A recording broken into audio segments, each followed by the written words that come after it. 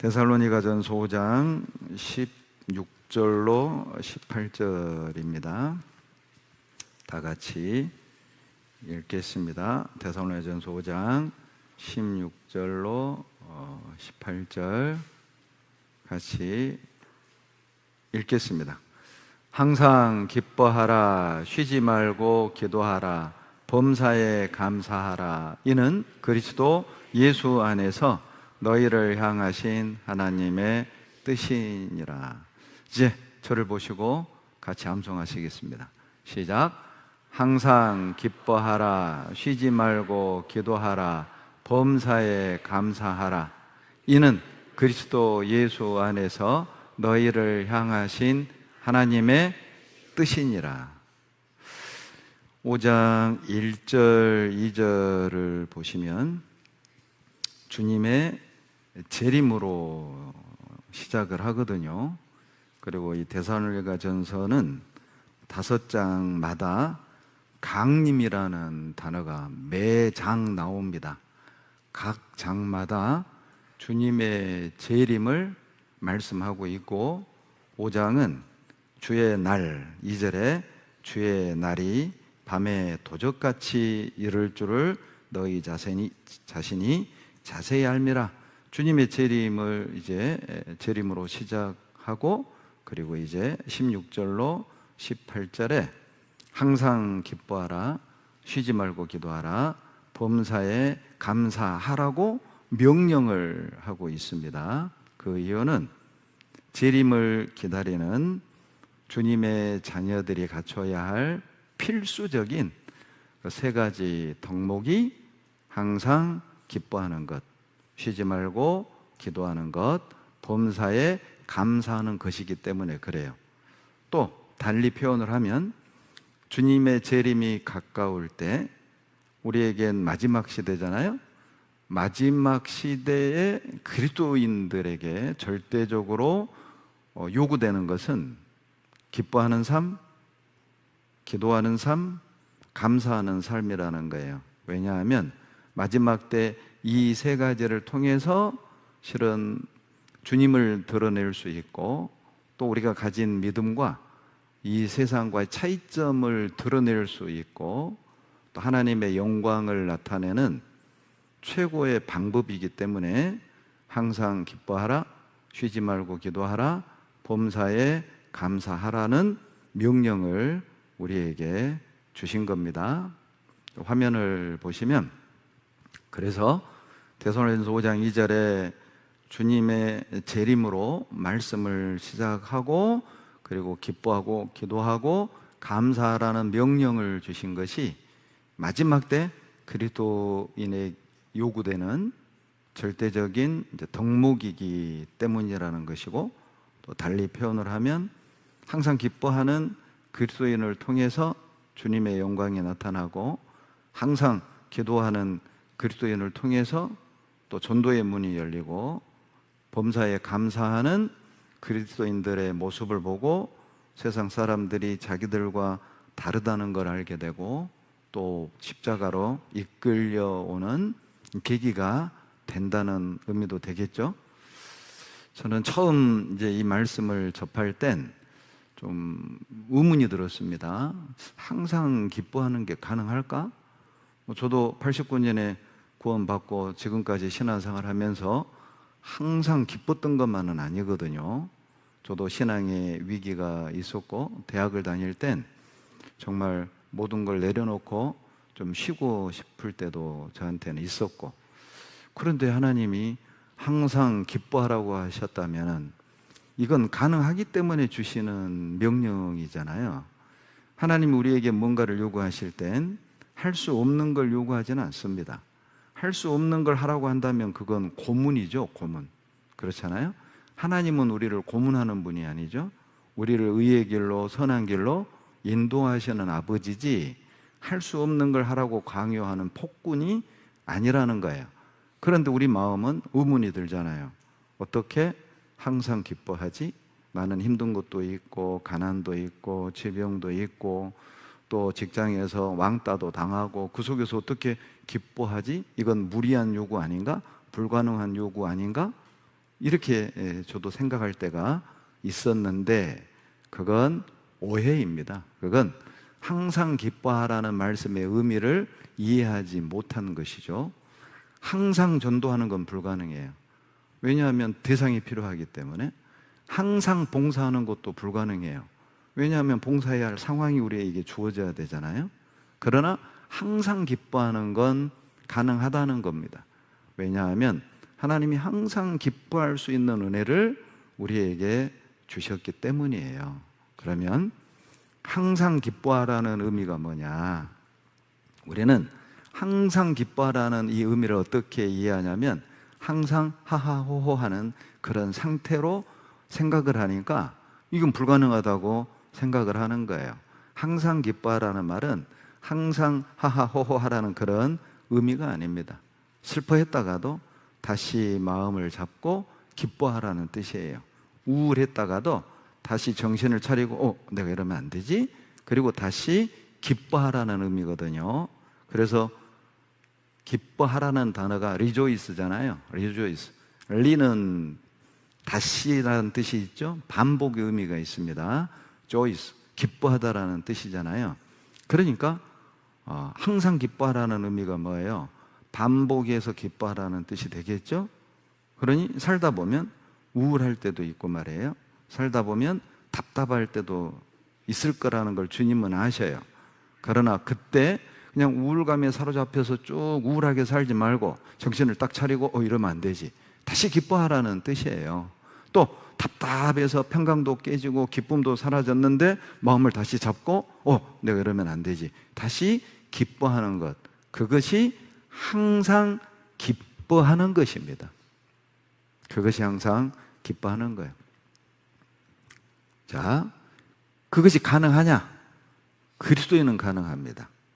이방인들은 항상 기뻐하는 것이 어렵죠. 그러나 화면처럼 그리스도인은 항상 기뻐하는 것이 가능해요. 고린도서 7장 4절에도 다 같이 읽어볼까요? 내가 너희를 향하여 하는 말이 담대한 것도 많고 너희를 위하여 자랑하는 것도 많으니 내가 우리의 모든 환난 가운데서도 위로가 가득하고 기쁨이 넘치는도다. 자, 내가 편안한 집에 살아서 기쁨이 넘친다. 통장에 잔고가 넘쳐서 기쁨도 넘친다. 이게 아니잖아요. 지금 바울이 기쁨이 넘치다고 말하는 상황이 무엇이냐면 모든 환난 가운데 있지만 그래도 나는 기쁨이 넘친다라고 말하거든요. 그러니까 이건 뭘 말합니까? 그리스도인은 어떤 상황에서도 기뻐할 수 있다는 의미가 되겠죠? 그러니 그리스도인은 항상 기뻐하는 것이 가능하다는 거잖아요. 가난 속에서도 우리는 기뻐할 수 있고요. 실패하면서도 기뻐할 수 있고요. 우리는 사람들에게, 형제자매들에게 봉사하다 보면 어때요? 무시도 당하고 자존심도 상하고 그러죠. 그리고 상처도 받고 그러나 그런 속에서도 우리는 기뻐할 수 있어요. 혹 이 가운데 봉사하다가 무시당해서 속이 상하고 열도 뻗치고 말이에요. 내가 누구하고는 말도 안 한다. 혹시 그런 마음이 있다면 오늘 말씀을 듣고 rejoice, 다시 기뻐하셔야 됩니다. 그것이 항상 기뻐하는 거라니까요. 혹시라도 뭔가 실패하고 그 좌절감 때문에 마음의 평강이 깨지고 기쁨이 없다면 오늘 말씀을 들으시고 다시 기뻐하셔야 돼요. 그게 리조이스라니까요. 그게 항상 기뻐하는 거라니까요. 보세요. 왜 환난 가운데서도 기쁨이 넘칠까? 바울은 두 가지 이유를 들어서 말합니다. 6절에 보시면 같이 읽겠습니다. 그러나 비천한 자들을 위로하시는 하나님이 디도의 오므로 우리를 위로하셨으니. 이 마게도니아 빌립보에서 고린도후서를 기록을 했거든요. 고린도전서를 기록하고 한 6개월 뒤에 후서를 기록을 했어요.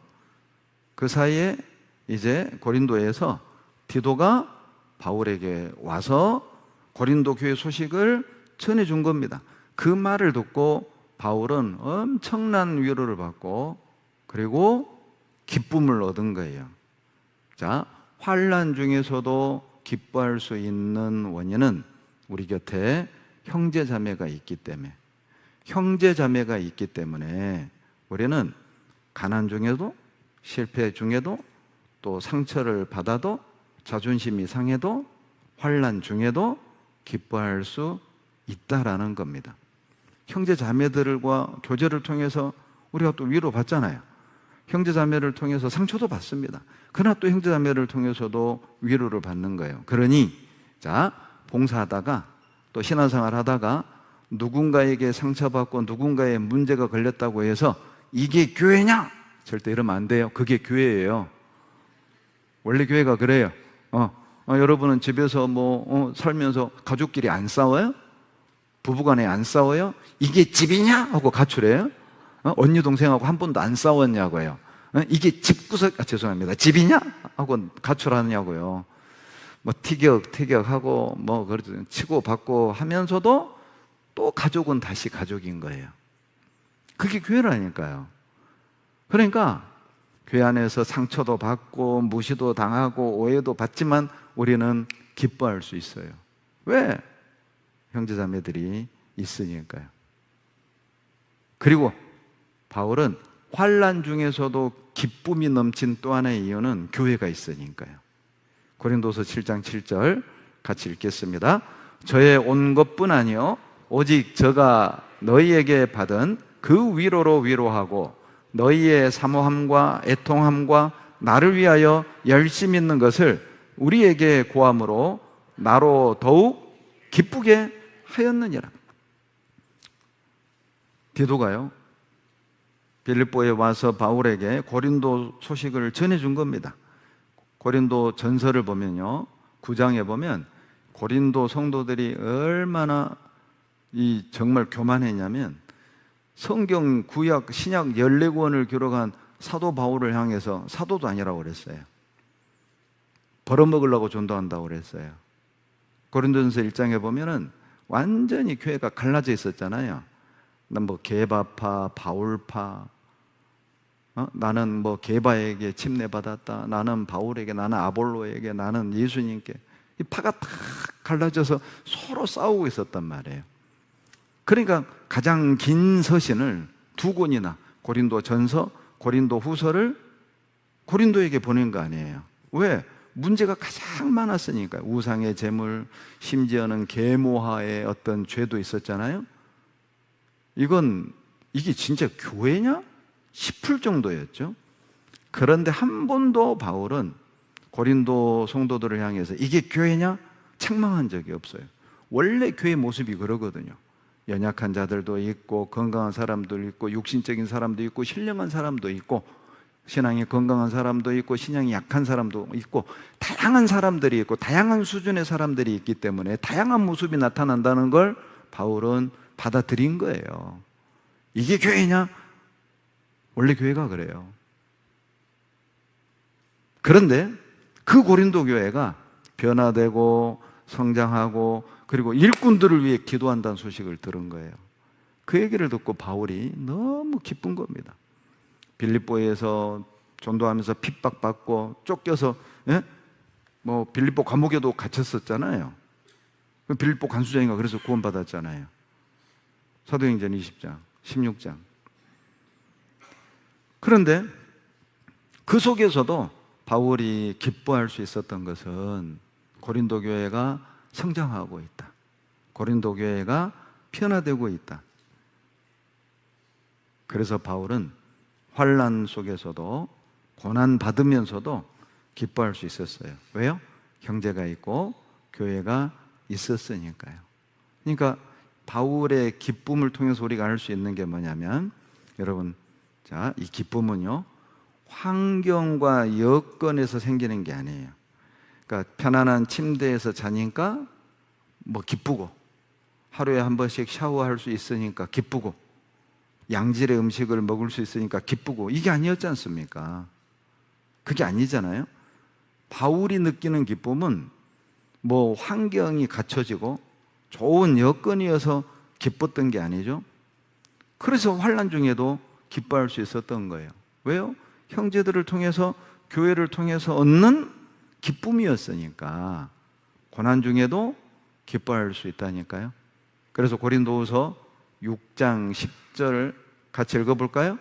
근심하는 자 같으나 항상 이것이요, 다른 번역에 이렇게 되어 있습니다. 마음은 상처를 받았으나 주님이 주시는 기쁨으로 가득 차 있습니다. 여러분, 참 우리는 좀 아쉬워요. 그러죠? 자, 이게 내 마음이라고 해봐요. 바울은요, 상처도 받았지만 기쁨도 있었습니다. 그런데 우리는요, 상처받으면 기쁨은 온데간데 없어요. 그냥 상처로 가득 차고 분노로 가득 차죠. 이런 마음이 올라오고, 그리스도인의 마음이 아니죠. 그건 성령이 있는 마음이 아니에요. 잘 보세요. 왜 상처도 받는데 기쁨이 있는 줄 아세요? 왜 기쁨이 있는 줄 아세요? 여러분, 우리는 구원받은 사람은 육신만 있는 게 아니라 성령의 소욕도 같이 있잖아요. 그러니까 상대방이 잘못해서 내가 상처받았지만 성령이 있는 사람은 시간이 지나면 어떻게 반응하는지 아세요? 나도 잘한 것은 없지, 나도 좀 문제가 있기는 해. 이게 성령 있는 사람들의 반응입니다. 나 잘났다가 아니라고. 그래, 나도 그때 좀 문제가 있었지, 나도 잘못은 했지. 그러니 우리는 십자가 아래서 하나가 될 수 있는 거예요. 성령이 있으니까 우리는 하나 될 수 있는 거예요. 죄송하지만 우리가 구원을 안 받았다면 우리는 하나 될 사람 아니에요. 다 똑똑하잖아요. 다 아는 것 많잖아요. 다 부유하잖아요. 누가 누구 말을 들어요? 누가 누구를 인도해요? 다 우두머리고 다 머리지.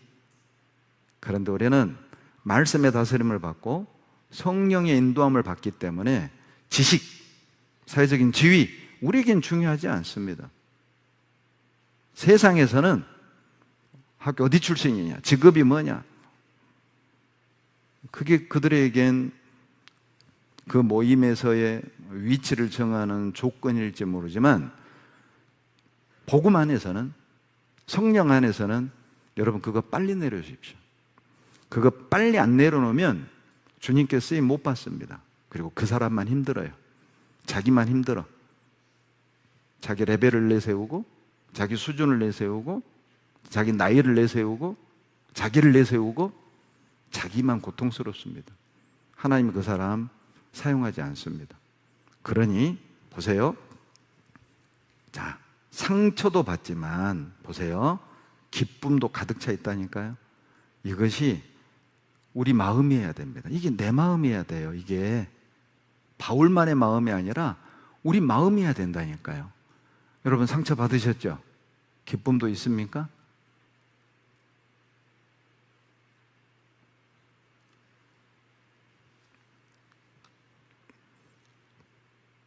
가정에서, 직장에서, 교회에서 상처받을 수 있습니다.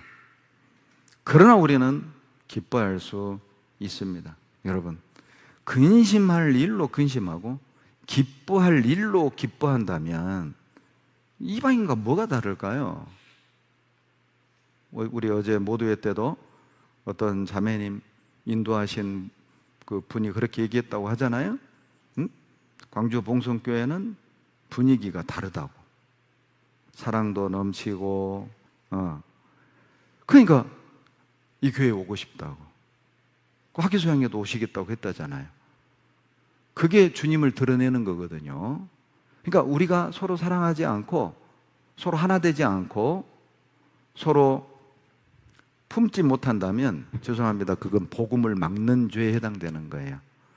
성령의 역사를 막는 죄를 범하는 거라고. 하나님은 어때요? 성령과 하나님의 능력을 우리 교회 안에 부어주시길 원하는데 아간이가 있는 거예요. 교회 안에 아간이가. 아간 때문에 아이성 전투에서 얼마나 많은 이스라엘 백성이 죽었습니까? 실패했잖아요. 그 은혜를 막아, 하나님의 능력이 봉성교회 안에 들어오지 못하게 막는 아간이가 있을 수 있잖아요.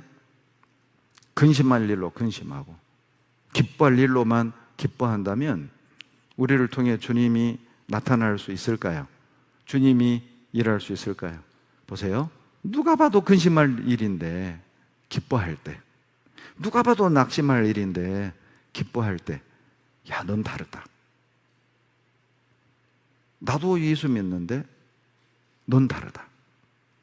야, 우리 교회에서 너 그런 일 당했으면 우리 같으면 막 교회 떠나는데, 야, 너는 교회에서 그런 속상한 일, 그런 대우를 받았는데도, 야, 너 그렇게 견디고 자기를 굽히고 먼저 손을 내밀고 넌 다르다. 이래야 주님이 나타나죠.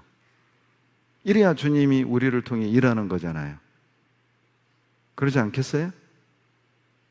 자, 스스로를 생각을 해보세요. 주님이 나를 통해 일할 만한가? 나라는 그리스도인은 주님이 나를 통해 영광 받으실 만하고 나를 통해 일할 만한가? 우리 스스로가 알잖아요. 여러분 보세요. 하나님의 나라가 내 안에 있다는 가장 확실한 증거가 뭡니까? 항상 기뻐하는 삶이에요. 그래서 로마서 14장 17절에 하나님의 나라는 먹는 것과 마시는 것이 아니요 오직 성령 안에서 의와 평강과 희락이라. 무슨 뜻이죠? 물론 이 말씀의 첫 번째 의미는 하나님의 나라는 무엇을 먹고 무엇을 안 먹고 그런 게 중요한 게 아니다. 의와 평강과 희락이 중요하다. 원뜻은 그 뜻입니다. 그러나 또 하나의 뜻은요, 하나님의 나라가 내 안에 있다면 의와 평강과 희락 가운데 사는 것이 맞다. 하나님의 나라에 들어갈 그리스도인이라면은 먹는 것 문제 때문에, 마시는 것 문제 때문에 이 땅의 육신적인 일, 먹고 마시고 그걸 그냥 육신으로 통칭을 해도 돼요. 이 땅의 어떤 일 때문에, 이 땅의 어떤 관계 때문에 평강이 깨진다, 기쁨이 깨진다, 이건 하나님의 나라를 소유한 사람의 모습은 아니라는 것이죠. 하나님의 나라를 소유한 그리스도인들은 먹는 문제, 마시는 문제, 그리고 육신적인 문제, 사람과의 관계적인 문제, 그런 것들이 우리의 평강을 빼앗도록, 우리의 기쁨을 깨트리도록 용납해서는 안 된다는 뜻이에요. 우리는 너무 쉽게 허물어집니다. 기분 때문에, 감정 때문에, 자존심 때문에, 사람과의 관계 때문에. 그것이 나를 통해 주님이 일하지 않는 원인일 가능성이 높아요. 보세요. 주님이 항상 기뻐하라고 했잖아요. 항상 기뻐하라고 했다면 그건 분명 항상 기뻐해야 할 이유가 있기 때문이고, 항상 기뻐하라고 하셨다면 그건 항상 기뻐할 때 뭔가를 좋은 걸 주시겠다는 약속이기도 해요. 잠언 17장 22절은 성경 찾겠습니다. 읽어봅시다. 다 같이 읽겠습니다. 마음의 즐거움은 양약이라도 심령의 근심은 뼈로. 봐봐요. 마음의 기쁨, 즐거움은 양약이래요. 양약이 뭐예요? 가장 좋은 약이다 그 말이에요. 여러분, 마음의 기쁨, 항상 기뻐하는 것만큼 좋은 약이 없습니다. 이거는요, 실제 임상을 했어요. 과학자들이 연구를 했습니다. 한번 보시죠. 하나님이요, 마음의 즐거움이 양약이라고 했다면 그건 진짜 약이 된다는 뜻이에요. 진짜 약이에요. 한번 봐보세요. 도쿄대학 연구에 따르면 하루 5분 웃음으로 N역세포 활성도가 40% 증가했습니다. 평균 30초만 웃는 현대인과 대조되며 코르티솔 스트레스 호르몬도 30% 감소시킵니다. 이는 웃음이 단순한 기분 전환이 아닌 생리학적 건강법임을 증명합니다. 웃음은 뇌에서 엔도르핀을 분비해 통증을 줄이고 부교감 신경을 활성화해 소화를 돕습니다. 혈관을 확장시켜 혈압을 안정시키며 스탠퍼드 대학 연구에선 가짜 웃음도 진짜와 같은 효과가 있음을 확인했습니다. 후 5가지 건강 효과 중 핵심 3가지를 과학적으로 분석합니다. 일주일간 아침마다 5분 코미디를 본 직장인은 피로도가 50% 감소했고, 주 3회 웃음 요가를 한 노인은 우울증 점수가 크게 개선되었습니다. 서울대 병원의 웃음 처방전 프로그램은 암 환자의 통증을 62% 줄였으며 전문가는 웃음이 가장 저렴한 건강보험이라고 강조합니다. 웃음 효과가 플라시보일까요? 대조군 실험에서 3개월간 웃은 집단은 면역력 지표가 현저히 향상되었고 6개월 이상 꾸준히 실천한 사람들은 감기 발병률이 70% 감소했습니다. 이는 웃음이 단기적 효과를 넘어 신체 방어 시스템을 강화한다는 강력한 증거입니다. 재밌죠? 자, 혈압이 오를 때 웃잖아요? 그러면 혈관이 커져서 혈압이 떨어진대요. 그러니까 혹시 혈압 오를 땐 화장실 가가지고 혼자 그냥 웃어. 웃어, 그냥 혼자. 그럼 혈압이 내려간다니까요, 진짜? 자, 옆 사람 봐봐요. 자, 웃어. 시작. 예? 그러죠. 벌써 혈압 내려가는 거 봐봐요. 그러니까 혈압 오를 일 있으면 빨리 화장실 가서 웃어라. 이거 봐봐요. 실제 서울대병원에는 웃음 치료사가 있답니다. 호탕한 웃음은요, 보약 10첩보다 더 효과가 있대요. 엔돌핀을 증가해서 행복감이 높아진다는 거죠. 그리고 암세포를 죽이는 NK세포, 내추럴 킬러 셀이라고 그러죠. 이게 우리말로는 그 자연 살해세포라고 하죠. 바이러스라든가 암세포들을 가서 스스로 죽인다는 거잖아요. 그런데 웃으면 이 NK세포가 활성화가 된다는 겁니다. 한번 보실래요? 국제의학학술지에 따르면 유쾌한 웃음이 NK세포의 활성도를 높일 뿐만 아니라 면역세포의 효과를 일정 시간 지속적으로 유지하는 것으로 조사됐다. 특히 1시간 동안 코미디 영화를 시청한 그룹의 NK세포 활성도는 61%나 증가하는 것으로 나타났다. 그러니까 짜증나는 뉴스는 가능하면 보지 마세요. 에? 그리고 좀 웃기는 거 좀 봐라. 웃기는 거. 제일 웃기는 게 자기 얼굴이잖아요. 그러죠. 아침에 거울 보면 진짜 웃겨. 그러니까 아침에 꼭 자기 얼굴을 보고 웃고 하루를 시작을 해봐요. 실제요. 도쿄대학하고 스탠퍼드에서 실험을 했는데 억지로 웃잖아요. 가짜로 웃잖아요. 그런데 몸이 웃는 걸로 인식을 한답니다. 한번 봐보세요. 네, 저는 눈에 혈관이 안 좋은 환자들한테 처방하는 방법이 있습니다. 이것을 처방을 해주는데요. 미국의 스탠포드 대학의 윌리엄 프라이 박사가 이걸 하면은 몸에 근육이 650개가 있는데 231개가 움직여요. 거의 3분의 1. 그리고 얼굴에 있는 근육 중에는 15개가 움직이고 몸에 있는 206개의 뼈가 움직입니다. 이것은 웃음이에요, 웃음. 웃는 운동. 예, 웃음. 한 번 굉장히 웃으면은요, 5분간 에어로빅한 효과가 있다고 해요. 우리가 이거에 대한 연구들이 많은데 그 인디애나의 볼 메모리얼 하스피탈에서 해봤어요. 하루에 한 번을 웃으면은 이틀 더 산답니다. 하루에 수시로 더 웃으면 너무 오래 사는 거 아니야? 너무 오래 사는데? 아니요. 그래서 수시로 웃으면은 거의 수명이 8년 정도 연장된다고 진짜요? 발표를 했어요. 이러한 그 웃음의 3대 장점이 있는데 하나는 뭐냐면 우리가 잘 아는 쾌감 호르몬이 많이 나오고 쾌감 호르몬. 그리고 두 번째로는 항암 효과, 내추럴 킬러 셀의 활동력이 좋아지고요. 면역력이 좋아집니다. 세 번째가 오늘 얘기하는 건데 무교감 신경을 자극해서 혈류가 200%까지 늘어나고 심장병을 예방해 준다는 거죠. 그래서 실제로는 그 UCLA의 그 닥터 프리트 박사는 혈압 환자에서 하루에 40분 이상 웃으면은 약을 처방할 필요가 없다고 얘기를 했어요. 근데 우리가 고민은 뭐냐면은 웃을 일이 없다는 거죠. 그러니까요. 그래서 이걸 어떻게 하면 좋지라고 생각할 때 UC 샌프란시스코에 있는 폴 에크만 박사가 우리가 감정 흉내를 내면은 생리 유형이 따라온다는 거예요. 어렵죠? 효과가 있다는 거예요, 간단히 얘기하면. 억지로라도 웃자. 억지로 웃으면 90% 이상의 좋은 장점이 나타난다는 거예요. 억지로 웃어도 효과가 있다니까요. 웃으면 박장대소하면 우리 몸 뼈가 206개잖아요. 206개가 다 움직이고요.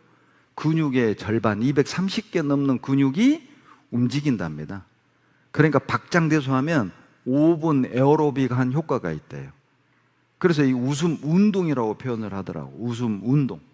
억지로 웃어도 효과가 있다고 하니 봐봐요. 여기 보면 실제 웃으면 산소가 몸에 2배 이상 흡수된대요.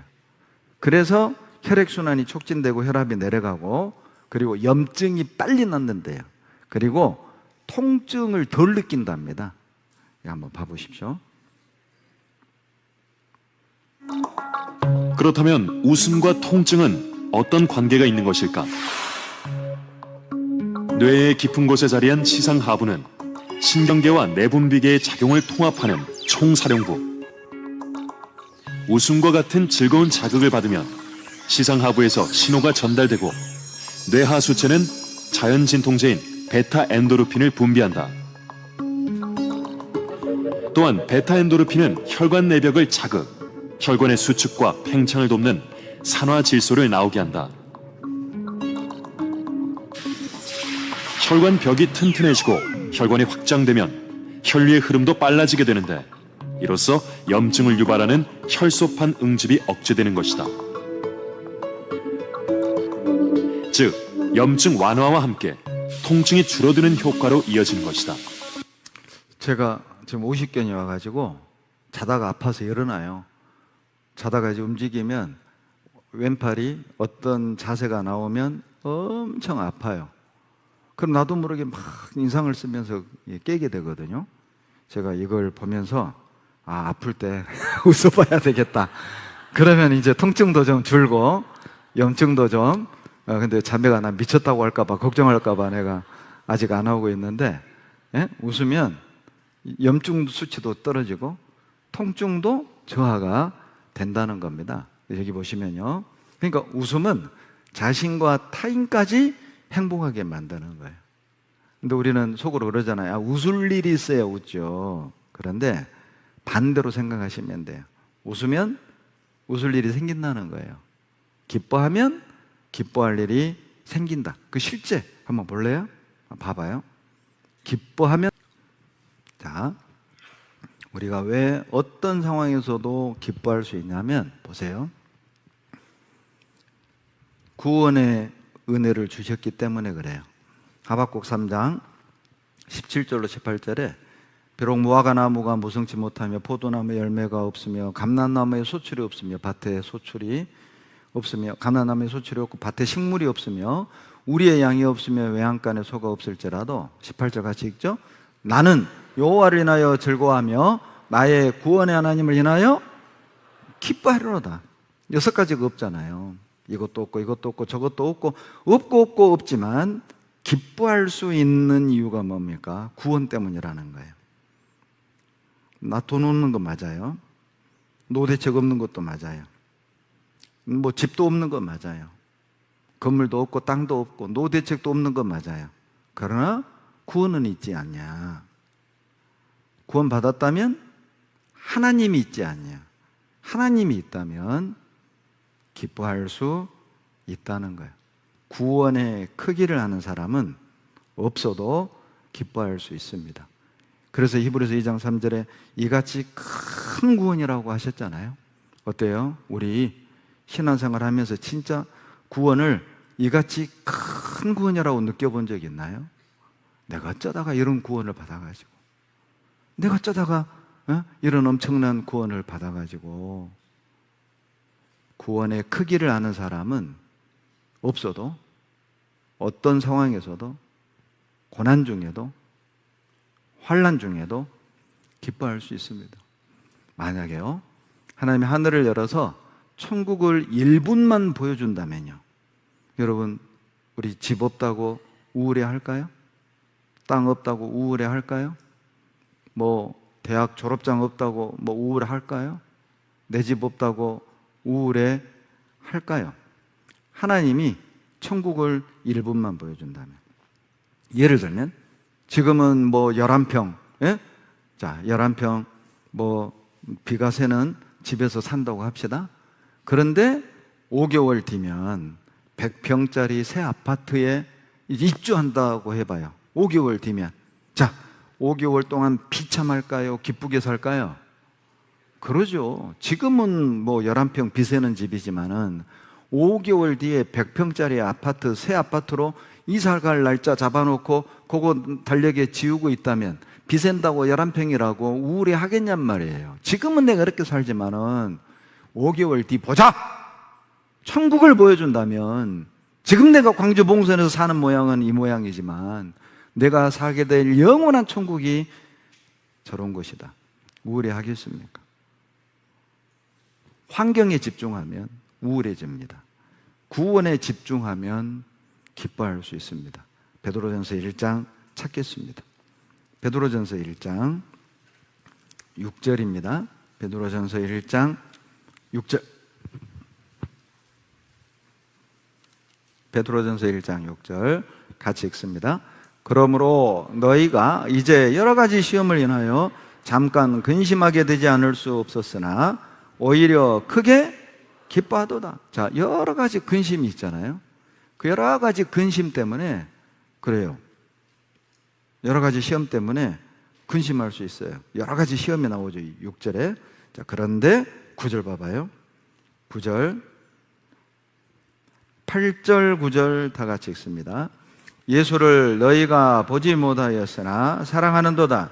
이제도 보지 못하나 믿고 말할 수 없는 영광스러운 즐거움으로 기뻐하니 믿음의 결국 곧 영혼의 구원을 여러 가지 시험을 만나서 뭐 잠깐 금신되는 일이 있지만 그 속에서도 기뻐할 수 있는 이유가 무엇입니까? 영혼 구원을 받지 않았냐. 그래, 너 집 없다. 그래, 너 잘난 거 없다. 그래, 너 좋은 학벌 없다. 그래, 너 좋은 뭐 백도 없다. 그러나 너 영혼 구원 받지 않았느냐. 기뻐할 수 있지 않냐? 여러분은 자, 이 말씀에 동의하십니까? 예, 주님.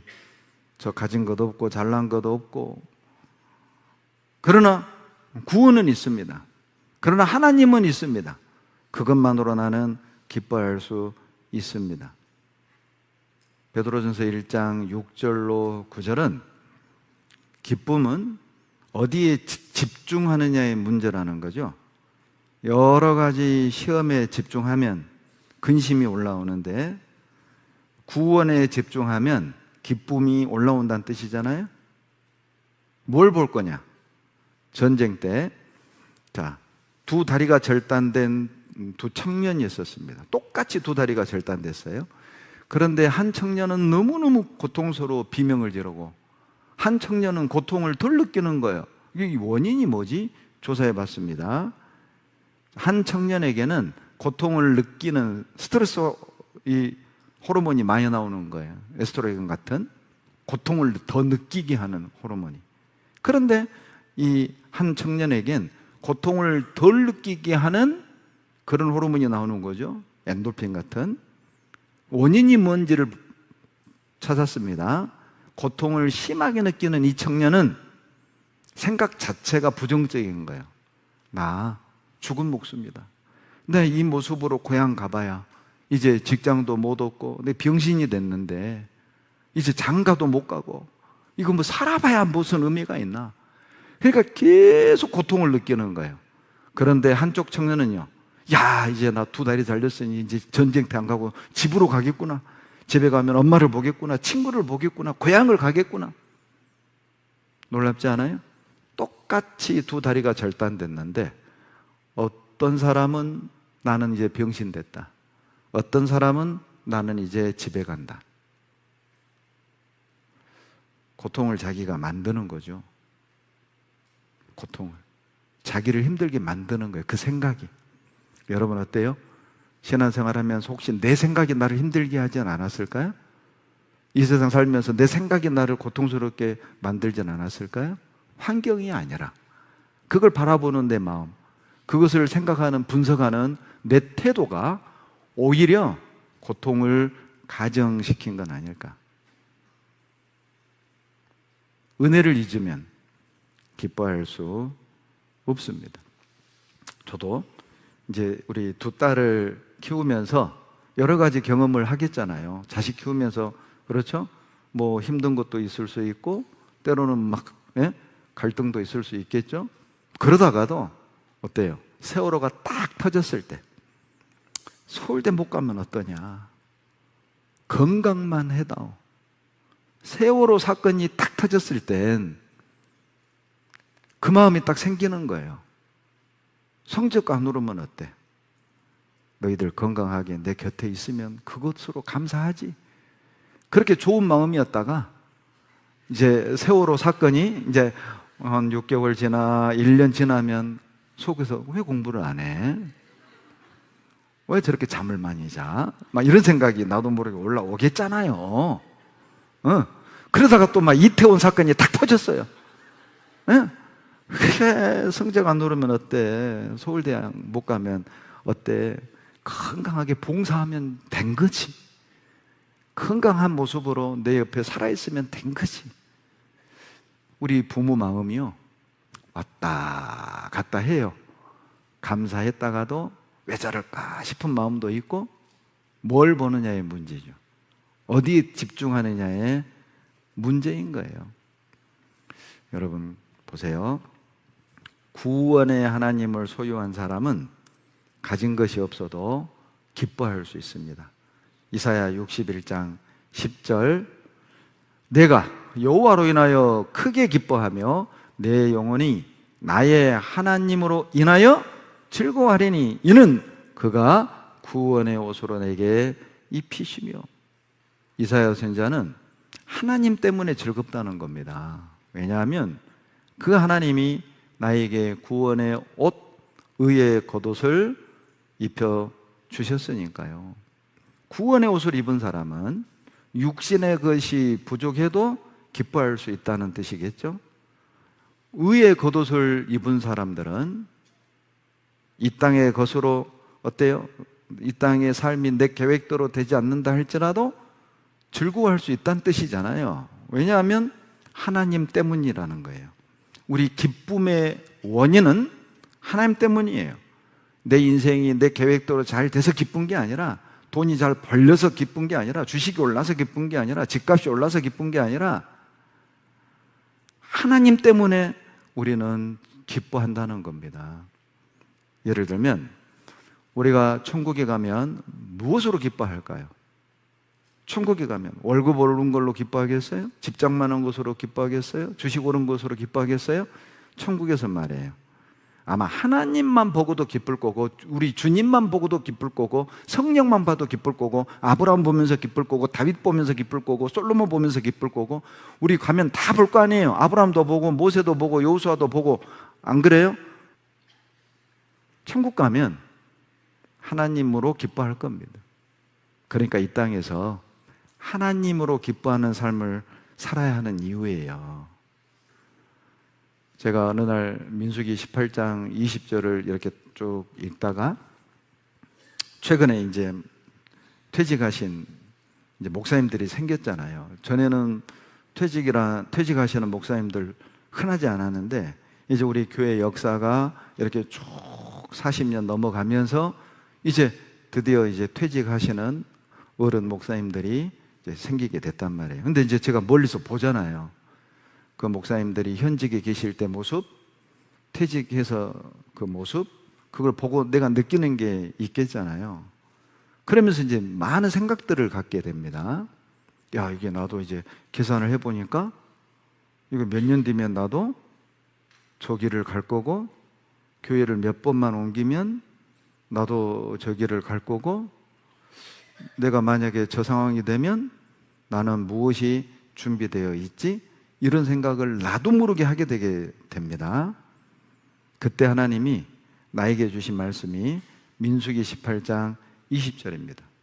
여호와께서 또 아론에게 이르시되 너는 이스라엘 자손의 땅에 기업도 없겠고 그들 중에 아무 분깃도 없을 것이나 나는 이스라엘 자손 중에 내 분깃이요 내 기업이니라. 제사장 지파인 아론에게 한 말입니다. 가나안 땅에 들어가면 12지파는 땅을 분배받을 거지만은 너는 분배받을 땅도 없고 그리고 기업도 분깃도 없다. 이유가 있다. 내가 너의 분기시고 내가 너의 기업이 되줄 거니까. 이 민수기 18장 20절에 쉬운 번역이 이렇게 되어 있습니다. 너는 이 땅에서 아무런 유산도 받지 못할 것이다. 그들 가운데서 내가 차지할 땅은 하나도 없다. 이유는 내가 바로 너가 받을 몫이며 재산이기 때문이다. 제가 이 민수기 18장 20절을 읽는데 하나님이 나에게 주시는 말씀으로 들렸어요. 경기야, 너 이 땅에서 받을 유산도 없다. 너 이 땅에서 차지할 땅도 없다. 너 이 땅에서 네 집도 없다. 근데 걱정하지 마. 내가 너의 재산이 되고 내가 너의 몫이 되어줄 거야. 그리고 내 마음에 평강이 들어왔습니다. 물론 그 평강이 가끔 또 깨집니다. 그러면 다시 민수기 18장 20절을 봅니다. 그러면 또 평강이 찾아옵니다. 지금은 평강한 상태입니다. 언젠간 깨지겠죠. 또 볼 겁니다. 그게 리조이스라니까요. 다시 정신 차리는 것, 다시 마음을 잡고 기뻐하는 것, 그것이 항상 기뻐하는 거예요. 구원의 크기를 아는 사람은 기뻐합니다. 가진 것 없어도, 노대책 없어도 구원의 크기를 아는 사람은 기뻐합니다. 사도행전 5장 41절을 찾겠습니다. 사도행전 5장 41절.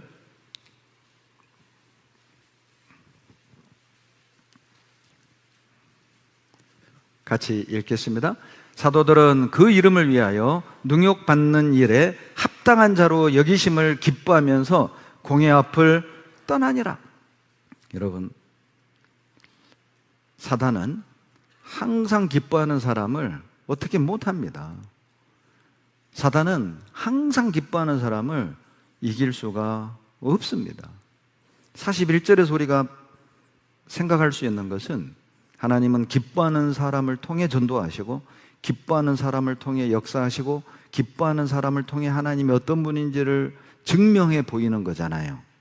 41절에 능욕을 받고 무시를 당하고 능멸을 당하고 욕을 먹고 그런데도 기뻐하는 그리스도인들을 통해서 사람들은 의문을 갖는 겁니다. 도대체 저 사람들은 뭘 가졌기에, 저들이 믿는 하나님이란 분이 어떤 것이기에 저런 말을 듣고 저런 대접을 받고 저런 고난 중에도 어떻게 기뻐할 수 있지?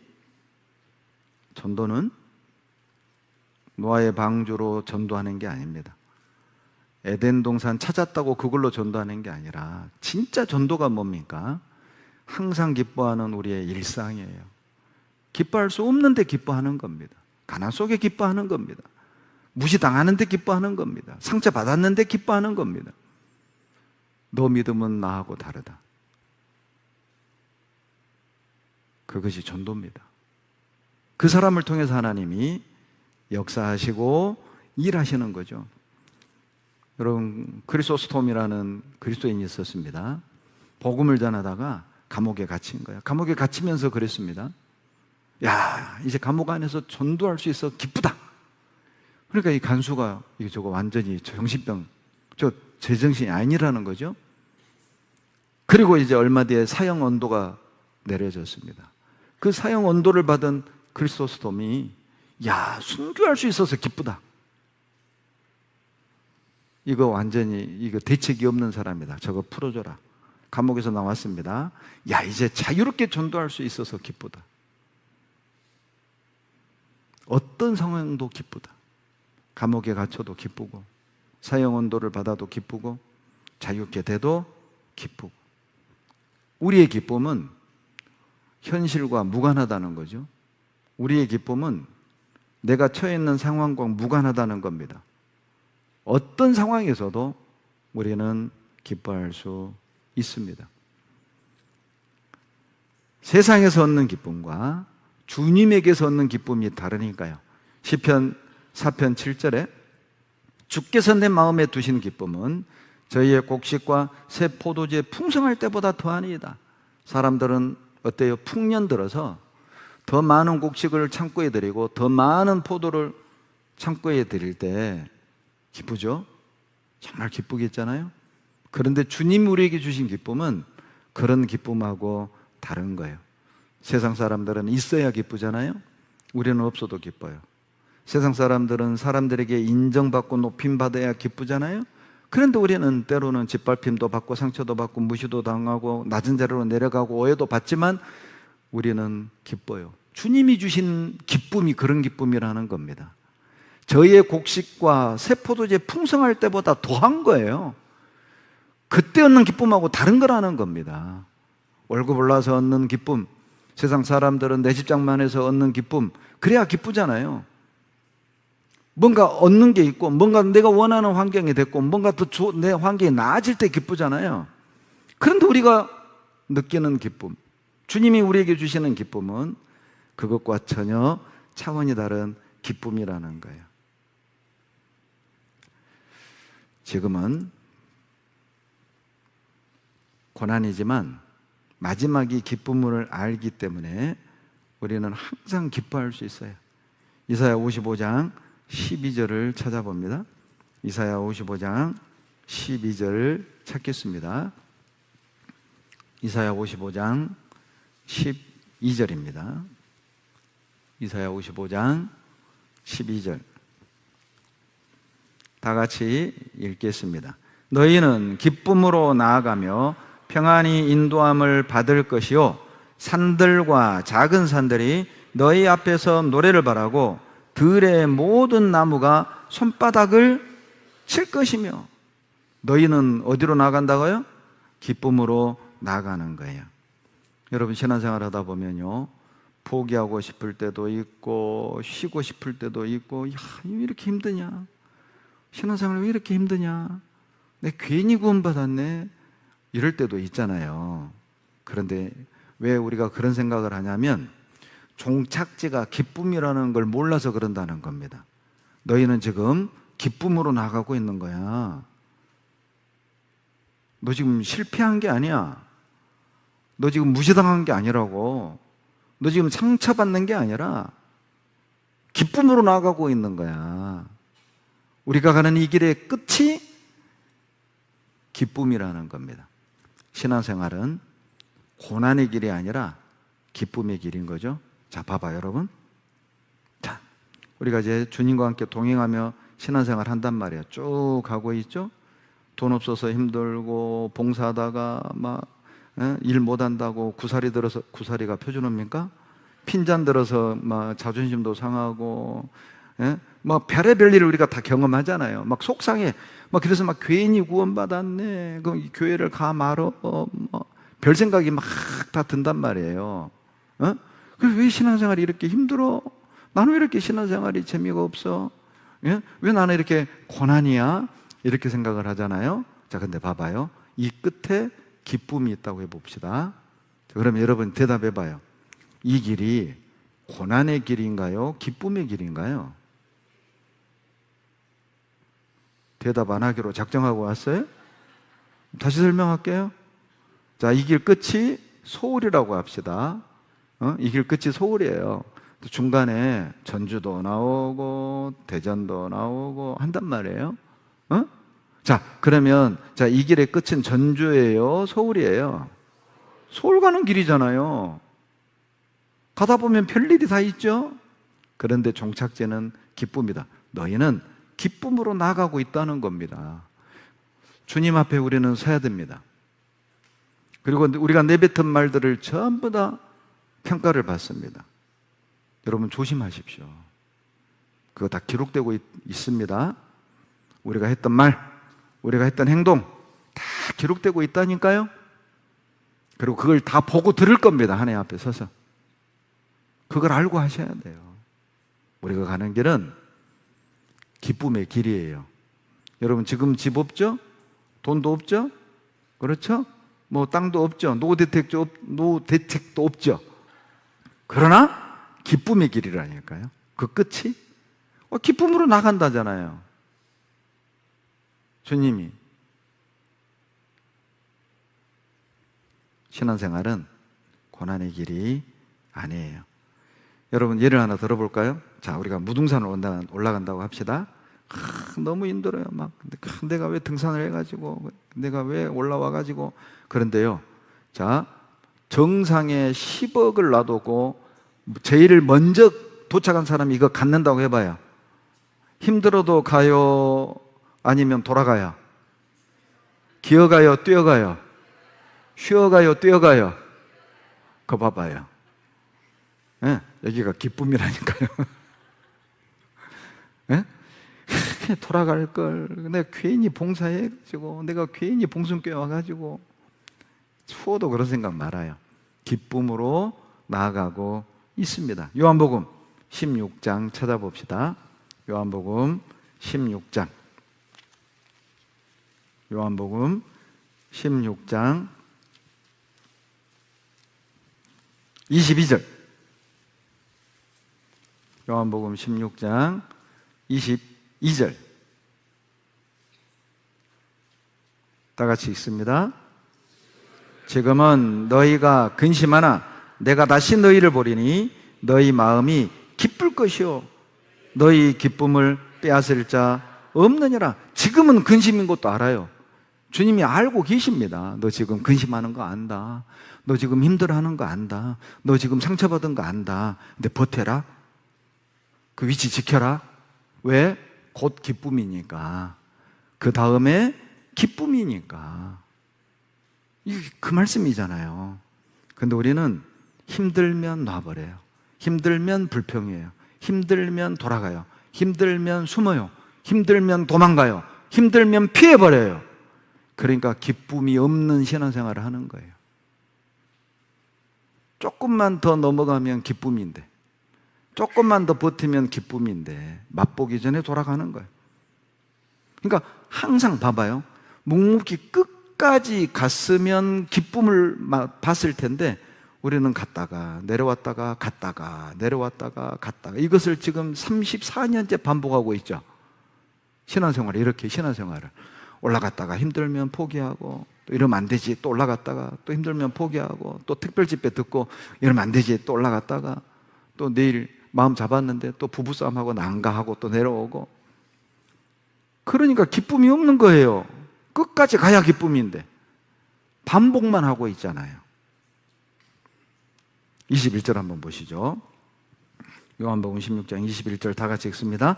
여자가 해산하게 되면 그때가 이르렀으므로 근심하나 아이를 낳으면 세상에 사람 난 기쁨을 인하여 그 고통을 다시 기억지 아니하느니라. 여러분, 아이를 출산할 때 얼마나 고통스럽습니까? 그러나 아이를 출산하고 앉는 순간 고통을 잊어버립니다. 아이를 키우면서 그 고통을 잊어버린다니까요. 여러분, 우리 신앙생활이 그렇습니다. 왜 고통스러울까? 기쁨을 맛보지 못한 거죠. 출산할 때 고통을 잊게 하는 것, 고통을 이기게 하는 것은 아이를 통해 얻는 기쁨이잖아요. 혹시 여기에 나는 신앙생활이 힘들지? 이렇게 느낀다면 이게 뭔가 기쁨을 맛보지 못한 거잖아요. 기쁨은 고통을 잊게 합니다. 기쁨은 고통을 극복하게 해요. 보세요. 우리는 교제하고 봉사하고 전도하면서 많은 상처를 받습니다. 문제를 받습니다. 저도 가족 전도할 때 때로는 내 2번 다시 전도 안 해, 이런 마음을 먹을 때도 있었어요. 말 때문에 상처를 받아서. 그러나 또 하게 되지 않습니까? 또 가게 되잖아요. 저도 봉사를 쉬고 싶을 때가 있었습니다. 그런데 또 봉사를 하게 되잖아요. 왜요? 상처도 받고 문제도 얻지만, 그러나 교제하면서 봉사하면서 전도하면서 얻는 기쁨이 더 크기 때문에 그래요.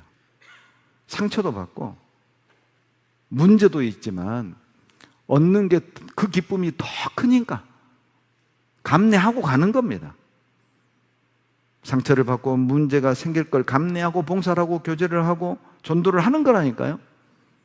결과적으로 얻는 기쁨이 보상이 되잖아요. 사도행전 13장 한번 찾아볼까요? 사도행전 13장 50절입니다. 사도행전 13장 50절 한번 보셔요. 13장 50절 이에 유대인들이 경건한 귀부인들과 그 성내 유력자들을 선동하여 바울과 바나바를 핍박해 하여 그 지경에서 쫓아내니, 다 같이 읽습니다. 두 사람이 저희를 향하여 발에 티끌을 떨어버리고 이고니온으로 가거늘 제자들은 기쁨과 성령이 충만하니라. 핍박받았단 말이에요. 무시당했단 말이에요. 매를 맞았단 말이에요. 욕을 먹었단 말이에요. 그런데도 52절에 기쁨과 성령이 충만한 이유가 뭡니까?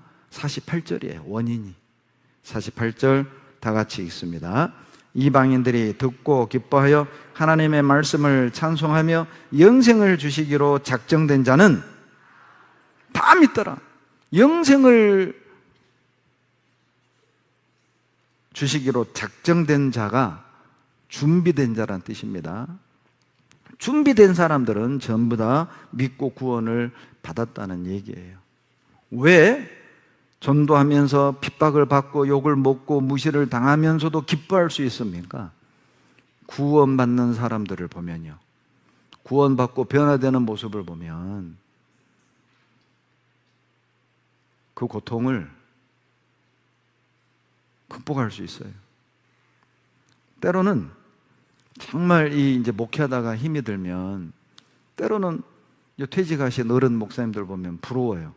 야, 나도 자연인으로 돌아와서 나도 좀 설교 부담 없이 어떤 교회의 어떤 책임을 내가 지지 않고 나도 좀 편하게 주일 말씀 듣고 편하게 수요 말씀 듣고 나도 그냥 왔다 갔다만 했으면 좋겠다, 그런 생각이 불현듯 들 때도 있죠. 그러나 이 길을 즐겁게 가는 이유는 구원을 받고 변화된 사람들을, 자살하려던 사람이 구원받고 열심히 사는 모습을 보면, 이혼하려던 부부들이 구원을 받고 가정이 화목이 되는 걸 보면, 그렇게 티격태격 그렇게 사내 안 사내 했던 형제 자매들이 화목한 가정을 이루고 살아가는 걸 보면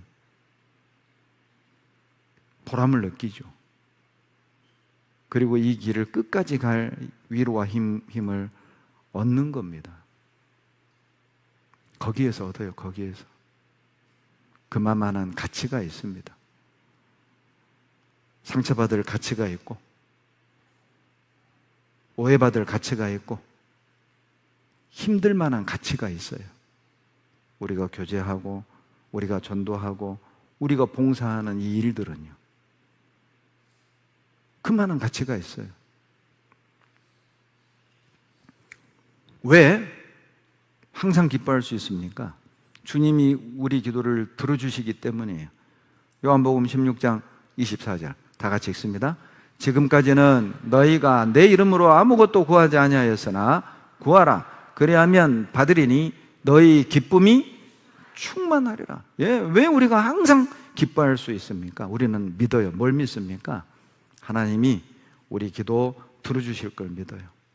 저도 제 가족 전도하는데 누님은 24년, 제 여동생은 거의 30년 그렇게 걸렸습니다. 친구 전도하는데도 24년, 형님들 전도하는데도 15년, 10몇 년 그렇게 걸렸어요.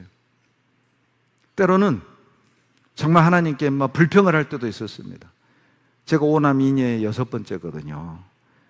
하나님, 큰형님부터 구원해서 아래로 좀 내려오게 하지, 왜 막내인 나를 구원시켜가지고 위로 올라가게 합니까? 나 힘들어 죽겠어요. 내가 지금 대학 다니는 것도 힘들고 학비 버는 것도 힘들고 봉사도 힘들어 죽겠는데 내가 이 가족도 한두 명이 해야지. 사남이녀요. 우리 어머니가 너무 많이 낳았어요.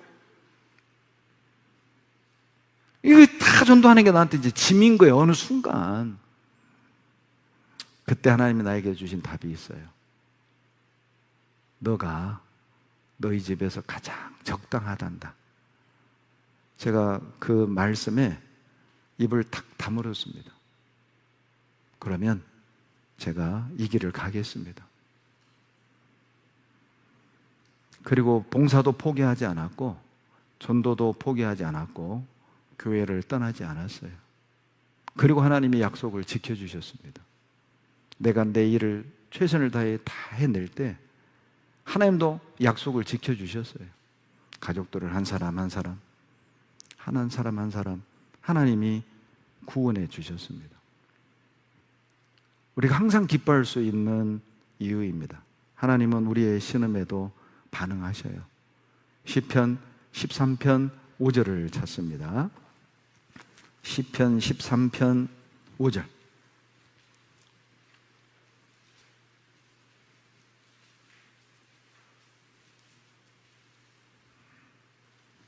(13편 5절) 같이 읽습니다.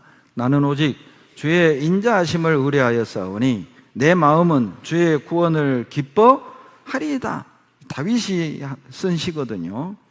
다윗은 억울한 누명을 쓰고 10여 년 가까이 도망자 생활했잖아요. 우리식으로 말하면 직장 잃었죠, 친구 잃었죠, 집 잃었죠, 명예 잃었잖아요. 다 잃었잖아요. 그런데도 5절 끝에 보실래요? 내 마음은 주의 구원을 기뻐하리이다. 무슨 말입니까? 주의 구원이란 말이 무슨 말이에요? 주님이 도와주신다는 뜻이에요. 주님이 나를 건져주신다는 뜻이잖아요. 내가 지금은 도망다니지만, 내가 지금은 누명을 쓰고 있지만, 내가 지금은 오해를 받고 있지만, 내가 지금은 무시당하고 있지만, 내가 지금은 당하고 있지만 주님이 구원해 주실 거야. 주님이 풀어주실 거야. 주님이 원상복구 시켜주실 거야. 이 믿음이 있으니까 기뻐할 수 있었던 거예요. 왜 우리는 항상 기뻐할 수 있죠? 말씀이 있으니까요. 예레미야 15장 16절 같이 읽습니다. 만군의 하나님 여호와시여, 나는 주의 이름으로 일컬음을 받는 자라. 내가 주의 말씀을 얻어 먹었사오니 주의 말씀은 내게 기쁨과 내 마음에 즐거움이오나. 여러분, 그러나 10절을 보시면 백성들이 예레미야를 저주합니다. 모든 백성들이 예레미야를 손가락질하고 저주했다니까 우리식으로 말하면 왕따죠. 여러분, 직장에서 학교에서 어때요? 왕따 당해봤잖아요. 열받죠? 화나죠? 그러나 그건 예레미야에게 비하면 명함도 못 내밀어요. 여러분은 교회에서나 왕따 당하고 직장에서나 왕따 당하고 학교에서나 왕따 당하지, 예레미야는 국다였다니까요. 국다가 뭐예요? 국가적인 왕따였다니까요. 온 백성이 예레미야를 저주했다니까 10절에 나옵니다. 그런데 예레미야는 기뻐했어요. 왜요? 말씀이 있잖아요. 말씀을 얻어먹었사오니 주의 말씀은 내 마음의 기쁨과 즐거움이오나. 예레미야는 사람들에게 인정 못 받았습니다. 미쳤다는 손가락질을 받았습니다. 매국노라는 오해도 받았습니다. 왜요? 바벨론에 끌려가라고 그랬거든요. 바벨론에 끌려가라, 이거 하나님 뜻이다. 북한에 항복해라, 하나님 뜻이다. 누가 이걸 받아들일 수 있습니까? 간첩이라고 그러지. 그러니 예레미야는 가는 곳마다 매국노, 손가락질 받았던 거예요. 그런데 예레미야가 그 상황 속에서도 유일하게 웃을 수 있는 이유는 주님의 말씀, 주님의 약속이었던 겁니다. 기뻐할 상황에서 기뻐한 게 아닙니다. 말씀에서 기뻐했던 겁니다.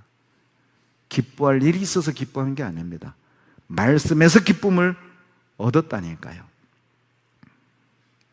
예레미야는 돈도 없고 집도 없고 말 그대로 노후 대책도 없었지만 예레미야에겐 말씀이 있었잖아요. 그래서 기뻐할 수 있었던 거예요. 항상 기뻐할 수 있는 또 하나의 이유는 우리 곁에 교회도 있고 형제자매도 있잖아요. 그래서 기뻐할 수 있는 거예요. 데살로니가전서 2장 19절로 20절 다 같이 읽습니다. 우리의 소망이나 기쁨이나 자랑의 면류관이 무엇이냐? 그의 강림하실 때 우리 주 예수 앞에 너희가 아니냐? 너희는 우리의 영광이요 기쁨이니라. 여러분, 바울이요 데살로니가 성도를 향해 뭐라고 하냐면 너희가 내 기쁨이다. 왜요? 주님이 강림하실 때 싹 드러나는 겁니다. 뭐가 드러나느냐? 내가 구원받을 때 누가 기도해 줬는지, 누가 희생했는지, 이게 다 드러나는 겁니다. 만약에요, 광주 봉성교회당에 와가지고 말씀 듣고 구원받았다면은 천국 가면 드러나는 거예요. 이 교회당 준비할 때 누가 눈물로 희생을 했고, 누가 가장 많은 희생을 했고, 누가 가장 많은 기도를 했는지 천국 가잖아요. 주님 앞에 딱 서잖아요. 앞에 서는 순간 싹 드러나는 거예요. 아, 형제님 기도 때문에 내가 구원받았군요. 아, 자매님이 그 희생을 해서 내가 구원을 받은 거군요. 드러나는 거예요. 그러니 형제 자매들이 내 기쁨, 내 영광, 내 면류관이 된다, 그 말입니다. 천국 가면 누구 때문에 구원 얻었는지, 누구 희생으로 내가 지금 이렇게 신앙생활 하고 있는지 알게 될 겁니다. 빌립보서 4장 1절 찾습니다. 빌립보서 4장 1절 찾습니다. 빌립보서 4장 1절 같이 읽겠습니다. 그러므로 나의 사랑하고 사모하는 형제들, 나의 기쁨이요 면류관인 사랑하는 자들아, 이와 같이 주 안에 서라. 여러분, 형제자매들이 기쁨이랍니다. 형제자매들이 내 면류관이랍니다. 당신은 나의 기쁨입니다. 나의 면류관입니다. 그러니 함부로 대하지 마세요. 아셨죠? 예, 나의 기쁨이고 나의 면류관이니까 함부로 대하지 마세요. 판단하지 마세요. 정죄하지 마세요. 밉다고 거리두지 마세요. 봉사 같이 안 한다 이런 말 하지 마세요. 10절, 빌립보서 4장 10절 다 같이 읽습니다. 내가 주 안에서 크게 기뻐함은 너희가 나를 생각하던 것이 이제 다시 싹이 나미니 너희가 또한 이를 위하여 생각은 하였으나 기회가 없었느니라. 다시 싹이 난다는 게 뭐예요? 빌립보 성도들이요, 바울이 다른 지역에서 전도할 때 헌금을 보내줬거든요. 그것이 14절로 16절에 나옵니다. 마케도니아에 있을 때, 그리고 데살로니가 있을 때 빌립보 성도들이 헌금을 보내준 거, 지원을 해준 거죠. 그런데 어느 순간 딱 중단이 됐던 거예요. 이유 없이. 그리고 다시 싹이 난다는 말은 다시 도와주었던 것이죠. 바울은요, 형제자매들이 회복이 되고 형제자매들이 성장하고 형제자매들이 변화되는 걸 보고 10절, 내가 주 안에서 크게 기뻐한다. 그래서 요한 3서 1장 4절에도 내가 내 자녀들이 진리 안에서 행한다함을 듣는 것보다 더 즐거움이 없도다. 주의 자녀들이 진리 안에서 행한다함을 듣는 것보다 더 큰 기쁨이 없잖아요. 여러분 어때요? 내가 전도했던 형제자매들이 조장이 됐다. 진짜 기쁘잖아요. 작년에, 오래전에 막 신앙이 위기가 있던 형제자매들이 지금 일꾼이 돼가지고 쓰임받는다. 그런 모습 보면은 정말 대견하잖아요. 저도 제가 89년에 구원받고 90년부터 제가 광주교회에서 초등부 교사를 했거든요. 그때 가르쳤던 애들이 지금 40대 중후반이 됐습니다. 그리고 교회 임원이 되고 구역장이 되고, 그리고 이제 가끔 수양회 때 만나서 교제하고 또 카톡으로 이렇게 교제하는 모습 사진 보내주고, 그거 보면은요 정말 뿌듯합니다. 정말 자랑스럽습니다. 면류관이란 말이 맞습니다. 내가 누구를 가르쳤다, 누가 나의 제자였다, 내가 어떤 형제하고 함께 교제했었다, 이것만큼 영광스러운 게 없잖아요. 그 면류관이 돼야 됩니다. 아, 내가 광주 봉성교회 식구들과 함께 했었다. 그게 나의 면류관이 되겠죠. 여러분이 나의 기쁨이 되겠죠. 내가 몇 년부터 몇 년까지 우리 봉선 식구들하고 함께 주님을 섬겼다, 전도했었다. 그때 정말 대단했다. 엄청나게 전도됐다. 그때 얼마나 희생을 많이 했는지. 일도 많고 학교도 엄청 많고, 무슨 행복 학교, 기도원 학교, 막 학교. 저 목사는 학교 병이 들어가지고 막, 그런데 재밌었다. 많이 배웠었다. 이 우리 서로 면류관이고 기쁨이고 영광이잖아요. 이 그 말입니다. 이 말이. 빌립보서 1장 4절 봐보세요. 빌립보서 1장 4절로 5절.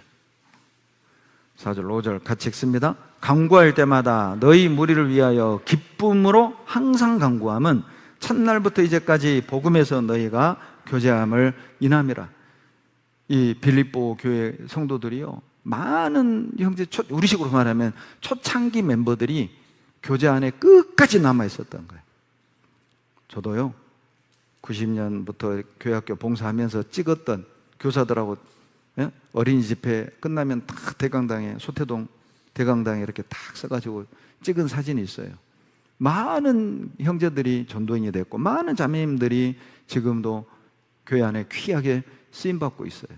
이제 우리 세대가 거의 이제 교회의 주역들이 됐죠. 어머니 회장단에 들어가든 봉사회장단에 들어가든 그런 걸 보면은 정말 자랑스럽습니다. 야, 내가 저런 분들과 함께 있었다. 자랑거리죠. 그런데 그 사진에 세상으로 가는 형제도 있습니다.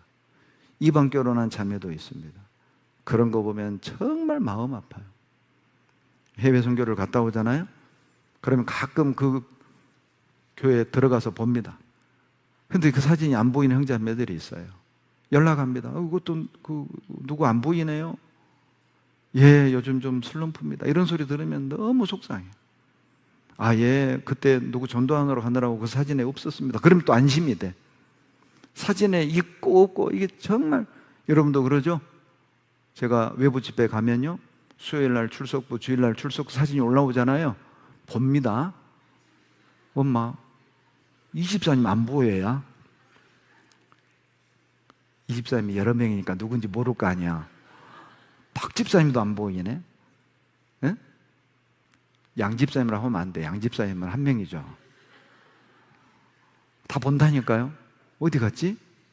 왜 안 왔지? 본다니까요. 아니, 이 구역은 텅 비었네? 뭔 일이라냐? 이 구역은 꽉 찼네? 보기 좋네? 봅니다. 기도가 됩니다.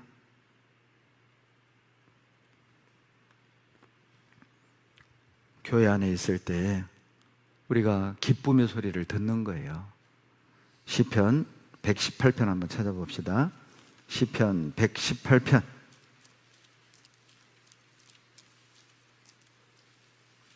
15절. 118편 15절. 다 같이 읽겠습니다. 의인의 장막에 기쁜 소리, 구원의 소리가 있으며 여호와의 오른손이 권능을 베푸시며. 의인의 장막에 기쁜 소리, 구원의 소리가 있어야 되잖아요. 의인의 장막이 여러분 교회입니다. 여러분, 우리가 교회 안에 있으니까 이렇게 기쁜 소리도 듣고 웃음소리도 듣고 하는 거예요. 그렇잖아요. 우리가 교회 안에 있어서 웃을 일도 많고 울 일도 많고, 또 오늘 이 시간 우리가 이 말씀 있는 이 자리에 있으니까 또 같이 웃고 또 마음을 다잡게도 하고 또 감동도 받고. 우리가 구원을 안 받았다면 지금 세상에서 뭐 하고 있을까요? TV를 보고 있든 축구를 하고 있든 골프를 치고 있든, 그리고 이제 막 몸매 가꾸려고 뭐 마사지 받고 있든, 예? 다 이제 또 뭐 살 빼려고 운동장 돌고 있든 뭐나 하고 있겠죠. 우리가 이 안에 있으니까 기쁨의 소리, 웃음소리도 나오는 거예요. 의인의 장막, 교회입니다. 여러분, 교회는 기쁨의 소리가 넘쳐야 됩니다. 웃음소리가 넘쳐야 됩니다. 제발 다투는 소리, 비난하는 소리, 헐뜯는 소리, 누구 때문에 이런 소리. 교회는 그런 소리 나오면 구원의 소리가 막혀요. 구원의 소리가 막혀요. 그런 소리 하지 마세요.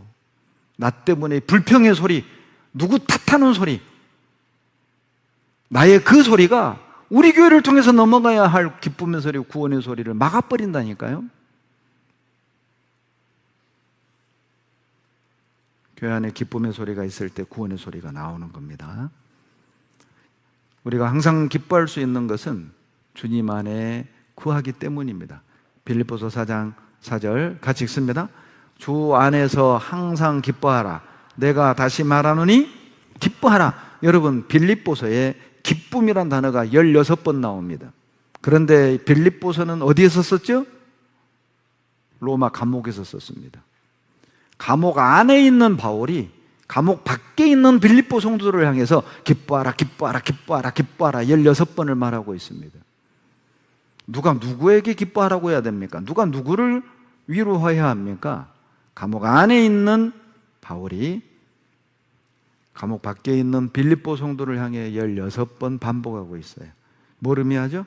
바울이 기쁨을 이야기할 땐 세상적인 조건과 관련된 것을 말한 게 아니에요.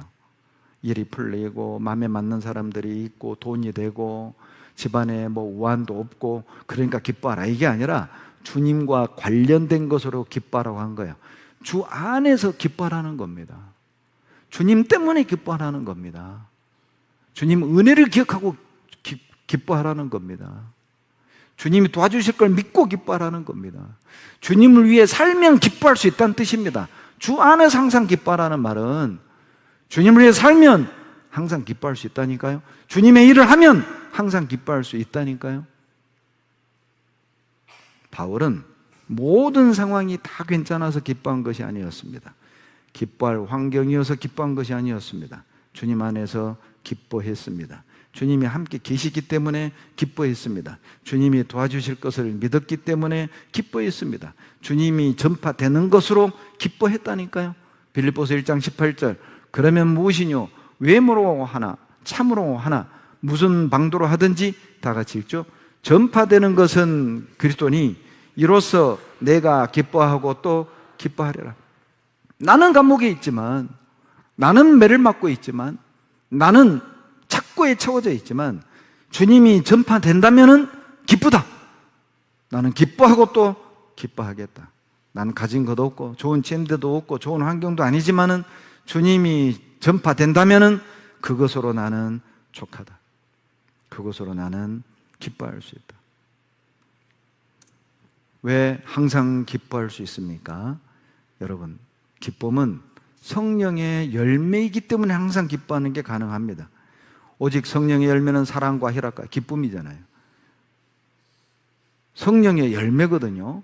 기쁨은 성령의 열매이기 때문에 사람의 노력이나 수고로 만들어지는 것이 아니기 때문에 내주하시는 성령과의 올바른 관계로 말미암아 성령이 주시는 것이기 때문에 환경과 관계없이 여건과 관계없이 내 심리 상태와 관계없이 기뻐할 수 있어요.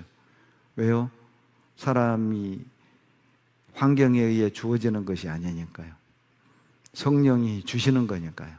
항상 기뻐할 수 있습니다. 기쁨은 환경의 영향을 받는 것이 아니라 성령의 영향을 받기 때문에 환난과 고난 중에도 기뻐할 수 있습니다. 어떻게 우리 기쁨을 회복할까요? 답답하고 우울할 때, 힘들 때 우리 다시 어떻게 기뻐할 수 있을까요? 하나님에게서 기쁨을 찾을 때 가능합니다. 시편 43편 4절 다 같이 읽겠습니다. 그런즉 내가 하나님의 단에 나아가 나의 극락의 하나님께 이르리이다. 하나님이여 나의 하나님이여 내가 수금으로 주를 찬양하리이다. 다윗은 도망 다녔습니다. 다 잃었잖아요. 그런데도 기뻐할 수 있었던 것은 극락의 하나님 때문에. 무슨 뜻이죠? 하나님을 생각하면 기뻐할 수 있다는 거예요. 사울에게는 쫓김 당하지만은 하나님이 그때마다 도와줬잖아요. 사울에게 오해는 받았지만은 항상 하나님이 은혜로 채워줬잖아요. 그러니까 하나님 생각하면은 기뻐할 수 있더란 말이죠.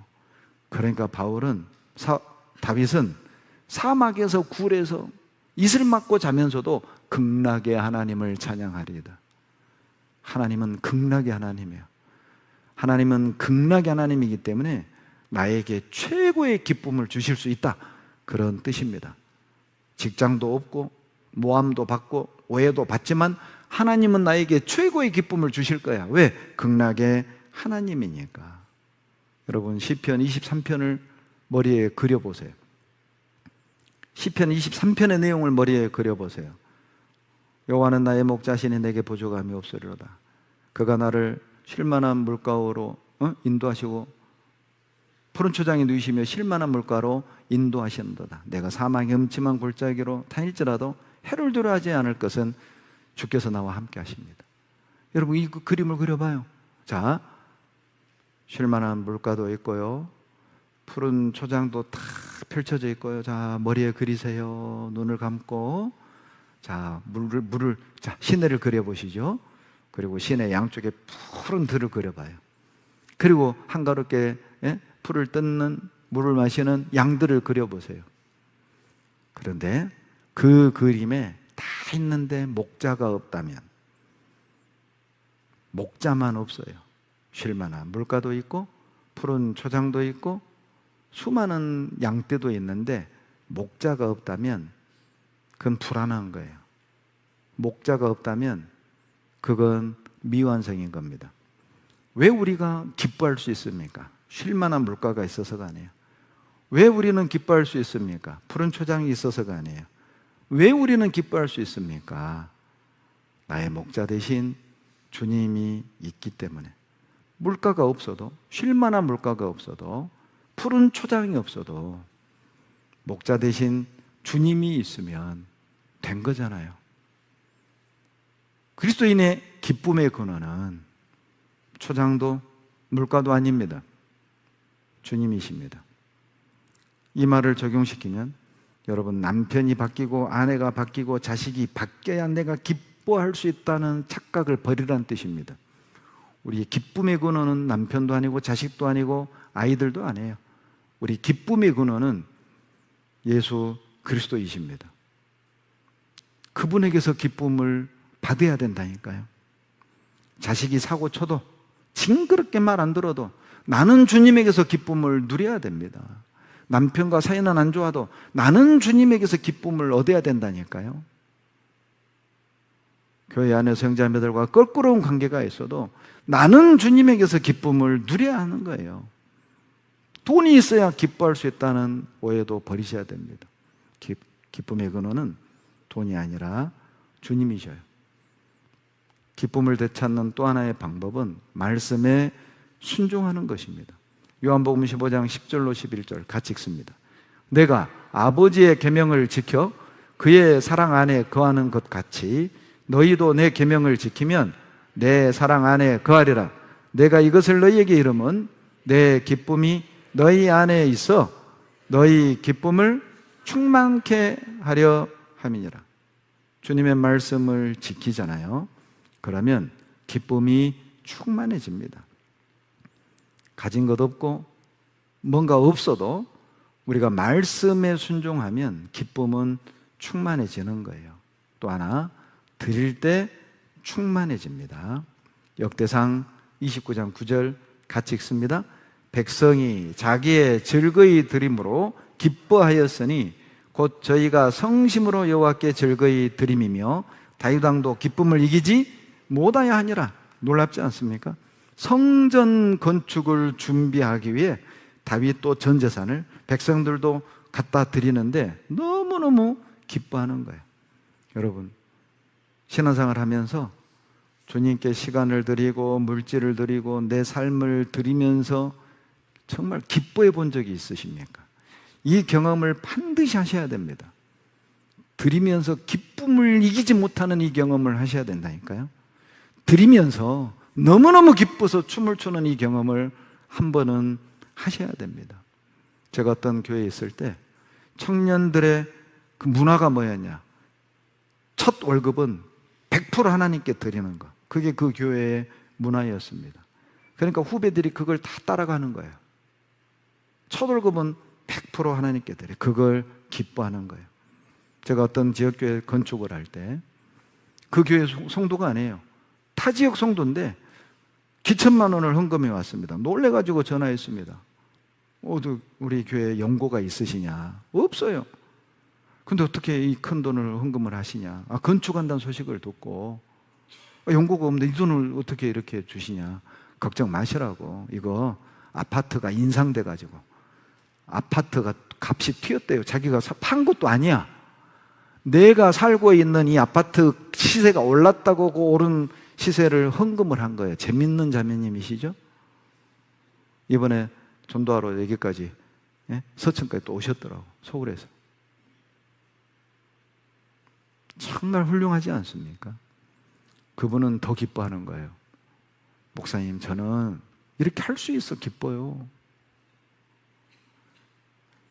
전도인이 누리는 특혜가 뭔지 아세요? 전도인들이 누리는 특혜는 전국을 팔도를 돌아다니면서 그런 훌륭한 형제자매들을 많이 만난다는 겁니다. 그게 정말 나한테는 큰 은혜입니다. 은혜. 팔도를 다니면서 정말 저보다 더 나은 믿음을 가지고 있는 형제자매들을 만나요. 이름은 없는데 존경스럽죠. 드리는 기쁨을 경험하셔야 돼요. 여러분, 올 여름 휴가 주님께 드리십시오. 그 기쁨 한번 해봐요. 네? 그냥 목요일 날 퇴근해서 가서 토요일, 일요일 쉬니까 참석하고 월요일은 안 쉬니까 금요일, 주일날 밤에 온다. 제발 이런 생각 갖지 말고 금요일도 휴가 내고 토요일, 월요일도 내가 휴가 내서 주님께 드리자. 제일 먼저 가서 딱 준비하고 기도하고 자리도 우리 식구들 자리도 잡아주고 그리고 끝까지 마무리 같이 하고 온다. 주님께 드려보세요. 그러면 아마 이번 학예수양에 참석하면서 그 마음이 생길 겁니다. 야, 내가 금요일, 토요일, 월요일 휴가 내길 참 잘했다. 끝까지 함께 하길 참 잘했다. 이 마음 생길 겁니다. 여러분, 드릴 때 더 기뻐합니다. 왜 항상 기뻐할 수 있습니까? 곧 끝날 걸 아니까 항상 기뻐할 수 있어요. 여러분, 지금도 기뻐하셔야 됩니다. 왜요? 곧 끝나잖아요. 끝날 시간 거의 다 됐어요. 예? 기쁘죠? 이해하면 안 되죠. 시편 30편 찾겠습니다. 시편 30편 5절. 우리 삶이 아무리 고통스러워도 곧 끝날 것을 알기 때문에 기뻐할 수 있어요. 30편 5절 다 같이 읽습니다. 그 노염은 잠깐이요 그 은총은 평생이로다. 저녁에는 울음이 기속할지라도 아침에는 기쁨이 오리로다. 여러분, 밤이 가면 반드시 아침은 옵니다. 그것과 같아요. 우리의 슬픔은 밤과 같아서 반드시 아침에는 뜹니다. 이 고통이, 이 슬픔이, 이 아픔이, 이 우울감이, 이 외로움이, 이 억울함이, 이 속상함이 반드시 끝이 납니다. 그래서 항상 기뻐할 수 있어요. 소나기는 반드시 멈춥니다. 겨울은 반드시 지나고 봄은 반드시 옵니다. 그것을 아니까 추워도 버틸 수 있는 거고 소나기가 내려도 괜찮은 거예요. 왜? 지나가니까. 이 세상 형적은 다 지나가니까. 우리 다시 기뻐합시다. 리조이스. 다시 마음 잡고 다시 정신 차리고 우리 하나님께 기뻐합시다. 여러분, 하나님의 뜻은 항상 기뻐하라. 쉬지 말고 기도하라. 범사에 감사하라. 마귀의 속삭임은요, 항상 슬퍼하라. 쉬지 말고 염려하라. 범사에 불평하라. 여러분, 항상 기뻐하라고 말씀하신 이유가 뭡니까? 마귀가요, 우리를 계속 시험할 것을 아셔요. 그러니 속지 말란 뜻이에요. 그러니 이기라는 겁니다. 항상 기뻐하는 것이 마귀를 이기는 겁니다. 속지 마세요. 우리의 기쁨을 앗아가려는 마귀의 속삭임에 굴복하지 마십시오. 여러분, 어떤 이는 구원을 받았다고 하면서도 얼굴은 늘 그늘집니다. 어떤 분들을 보면 참 안타까워요.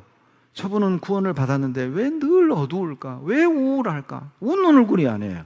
그리스도인은요, 하나님이 주신 기쁨을 얼굴로 표현해야 할 의무가 있어요. 기억하십시오.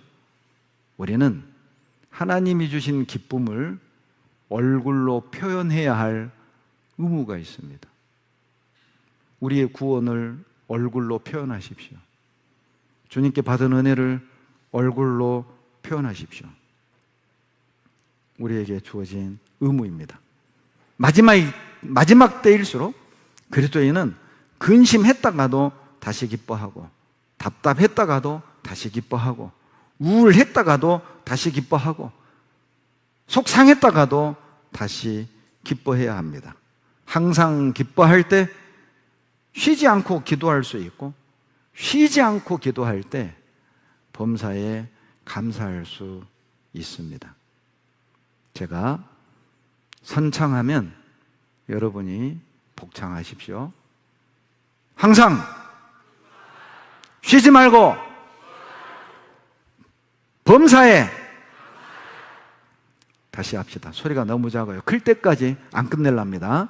크게 하면 바로 끝낼게요. 항상, 제 소리보다 커야 돼요.